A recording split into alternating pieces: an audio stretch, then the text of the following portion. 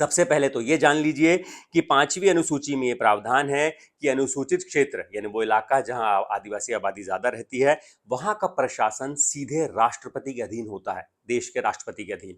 और क्योंकि अलग अलग राज्यों में जो राज्यपाल होते हैं वो राष्ट्रपति के प्रतिनिधि होते हैं, इसलिए एक तरीके से वहां का प्रशासन और नियंत्रण पूरी तरीके से राज्यपाल का होता है और राष्ट्रपति के लिए वो पूरी तरीके से कंट्रोल करते हैं।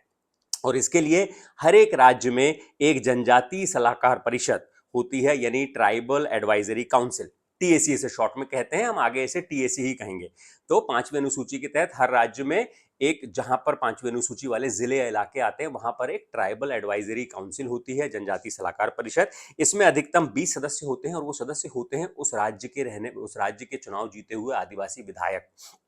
ये संविधान में प्रावधान किया गया है कि टीएसी के 20 सदस्यों में से 15 सदस्य यानी 3/4 सदस्य, कम से कम 15 सदस्य आदिवासी विधायक होना जरूरी है।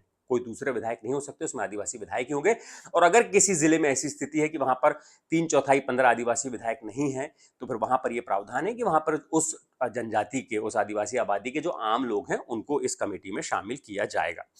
टीएसी की सदस्यों की संख्या राज्यपाल तय करते हैं, जो अधिकतम 20 होती है। राज्यपाल चाहे तो उससे कम भी रख सकते हैं, लेकिन उसका 3/4 सदस्य आदिवासी विधायक होना जरूरी है।